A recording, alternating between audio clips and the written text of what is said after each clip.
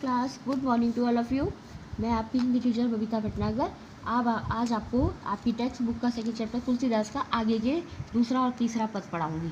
सबसे पहले मैं आपको बता दूं, इसका आपको संदर्भ बताया था कि शिव का धनुष जो राम जी ने स्वयं सीता स्वयंवर में तोड़ दिया था, तो परशुराम जी क्रोधित होते हुए आए थे।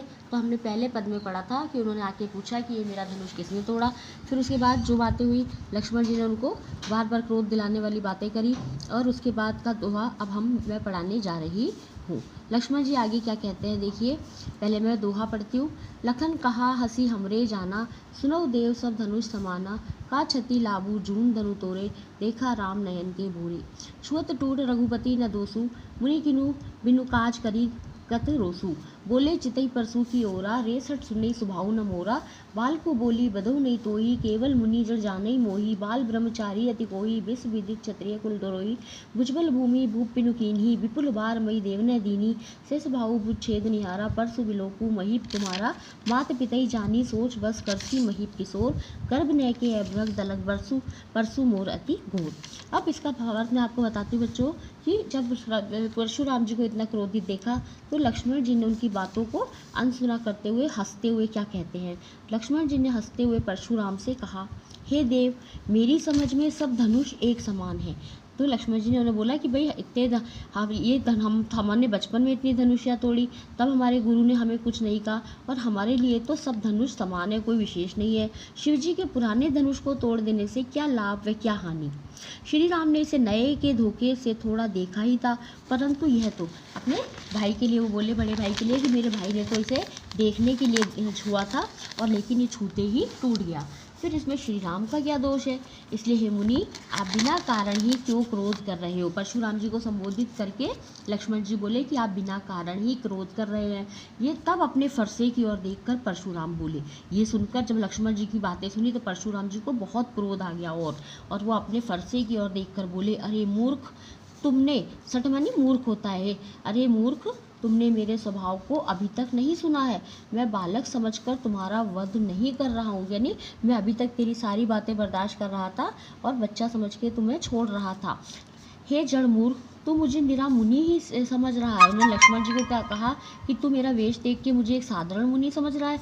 मैं बाल ब्रह्मचारी और अत्यंत क्रोधी हूँ, यानी अपनी बड़ाई स्वयं करने लग गए परशुराम जी, और लक्ष्मण जी को बताने लग गए कि सब जानते हैं कि मैं बाल ब्रह्मचारी हूँ और अत्यंत क्रोधी स्वभाव का हूँ, और सारा संसार जानता है कि मैं क्षत्रियों के कुल का घोर शत्रु हूँ। मैंने अपनी भुजाओं के बल पर ही इस पृथ्वी को अनेकों बार क्षत्रियों से रहित कर दिया है, यानी मैंने इस धरती से क्षत्रियों का नाश कर दिया, और जो धरती थी वो क्षत्रिय विहीन हो गई, और उनकी भूमि जीतकर, और क्षत्रियों की भूमि जीतकर ब्राह्मणों को दान कर चुका हूँ। कौन बोला ये सब परशुराम जी बोले लक्ष्मण जी को। अपनी वीरता की वानगी बता रहे हैं, तो बता रहे हैं कि तू मेरे बारे में नहीं जानता मैं कौन हूँ। फिर आगे वो बोले परशुराम जी, हे राजपुत्र, मेरे फरसे को देखो, ये सहस्त्रबाहु की भुजाओं को काटने वाला है। बच्चों, जो परशुराम जी थे उन्होंने सहस्त्रबाहु जैसे राक्षस का भी वध किया था, और उसकी 1000 भुजाओं को काट के रख दिया था। उसी का वर्णन यहाँ करते हुए कहते हैं कि हे राजपुत्र, मेरे फरसे को देखो, ये सहस्त्रबाहु की भुजाओं को काटने वाला है। हे राजपुत्र, फिर वो बोले, अपने माता पिता को शोक मग्न मत कर, यानी लक्ष्मण जी को संबोधित करते हुए परशुराम जी कहते हैं कि तू इतना बढ़ के जो बातें कर रहा है, कम से कम अपने माता पिता के लिए तो सोच। अगर तू नहीं रहेगा तो वो क्या होगी, शोक मग्न हो जाएंगे। तो अपने माता पिता को शोक मग्न मत कर। मेरा ये फरसा गर्भ में स्थित बच्चों को भी नष्ट कर देता है, यानी वो अपने फरसे को दिखाते हुए कहते हैं कि मेरे फरसे का डर इतना है कि गर्भ से बालक तक गिर जाते हैं, मतलब बच्चे गिर जाते हैं गर्भ से, तो गर्भ में स्थित बच्चों को भी ये नष्ट कर देता है। मेरे फरसे से भयभीत क्षत्रियाणियों के गर्भ गिर जाते हैं। वही बात दोबारा कही गई है कि मेरे फरसे के कारण, तो मेरे फरसे की दूर तक प्रशंसा है कि इसके डर से इससे जो गर्भवती स्त्री होती है उसके गर्भ भी गिर जाते हैं। तीसरा मेरा दोहा है बच्चों आगे। बी हसी लखनऊ बोले मृदुवानी, अहो मुनि सुबा महाभटमानी। पुनि पुनि मोई देखाव कुठारू, चहत उड़ावन फूकी पहारू। इहा कुमड़बतिया को नाही, जे तर्जनी देखी डर जाई। देखी कुठारू सरासन बाना, मैं कछु कहाँ सही तभी माना। भृगु समझू जनेऊ बिलोकी, जो कछु कहू सहू रिस रोकी। सुर मैसुर हरिजन रुगाई, हमरे कुल इन्हें पर न सुराई। बधे पापू अकृति हारे, मार तो उपा परिय तुम्हारे। कोटि कुले सम बचन तुम्हारा, व्यर्थ थरऊ धनु बाण कुठारा, जो भी लोग की अनुचित कहूँ क्षमो महामुनि धीर, सुनी सरोज भृगुवंशनी बोले गिरा गंभीर। अब इसमें का सरलाट में आपको समझाती हूँ।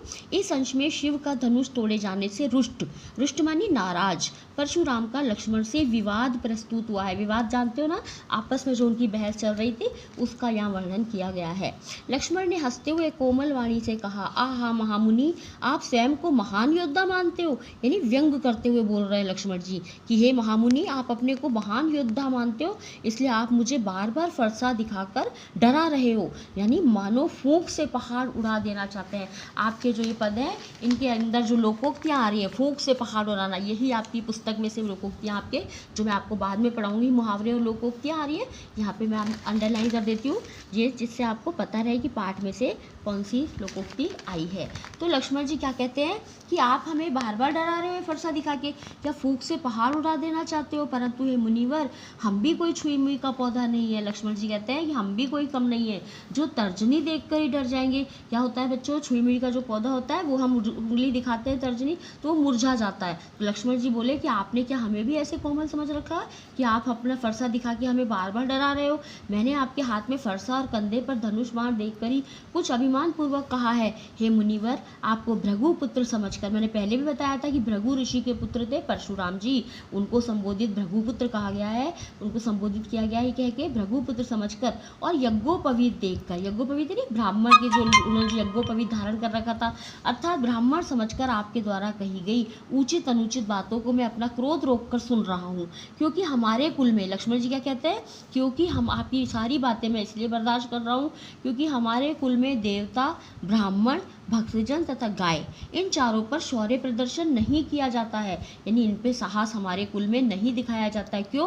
क्योंकि इनको मारने पर पाप लगता है और इनसे हारने पर अपयश, अपयश जानते हो बच्चों कि बुराई मिलेगी, मतलब इस संसार में हमारा अपयश होगा, इसलिए हम इन चारों पर वीरता नहीं दिखाते हैं। इसलिए यदि आप मुझे मार भी दे तो भी मुझे आपके पैरों में ही पड़ना पड़ेगा। हे मुनिवर, आपके तो वचन ही करोड़ों वज्र के समान कठोर है। फिर परशुराम जी को संबोधित लक्ष्मण जी फिर उनके क्रोध की अग्नि को और भड़काने के लिए कहते हैं कि आपके तो वचन ही करोड़ों वज्र के समान कठोर है, फिर आपने ये धनुष बाण व्यर्थ में ही धारण कर लिया है। यानी आप तो कठोर वचनों से ही सबको मार देते हो और आपने तो व्यर्थ में ही ये धनुष बाण धारण करके रखा है।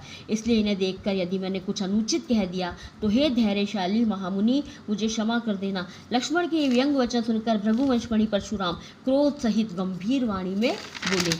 बस ये दूसरा और तीसरा पद मैंने आपको पढ़ाया जिसमें लक्ष्मण और परशुराम का वार्तालाप बताया गया है। अब इन्हीं दोहों के आधार पर मैंने आपके लिए कुछ गृह कार्य तैयार किया है। देखिए प्रश्न नंबर 1, यहाँ कुम्हड़बतिया को उन्हीं पंक्ति से लक्ष्मण की कौन सी विशेषता का पता चलता है। यहाँ कुम्हड़बतिया को, इनकी लक्ष्मण जी की आपको कौन सी विशेषता पता चली कि लक्ष्मण जी भी निर्भीक हैं, निडर हैं, वो डरते नहीं है और उन्होंने वीरता से परशुराम की बातों का जवाब दिया, चतुर भी हैं। परशुराम लक्ष्मण को मंदबुद्धि क्यों कह रहे हैं? परशुराम लक्ष्मण को मंदबुद्धि इसलिए कह रहे हैं कि उन्होंने कहा कि तूने मेरे फरसे के बारे में नहीं सुना या मेरी वीरता के बारे में नहीं सुना कि मैं बाल ब्रह्मचारी हूँ और मैंने सहस्रबाहु को अपने फरसे से उसकी हजारों भुजाओं को काट दिया, तो तू मेरी वीरता को नहीं जानता, इसलिए वो लक्ष्मण जी को मंदबुद्धि कह रहे हैं। प्रश्न नंबर 3 है, रघुकुल भानु संज्ञा किस पात्र के लिए आया है? पात्र मानी जिसने इसमें अभिनय किया, मतलब रघुकुल भानु राम के लिए आया है क्योंकि राम सूर्यवंशी थे, तो राम को रघुकुल भानु कहकर भी संबोधित किया गया है। Okay, thank you so much.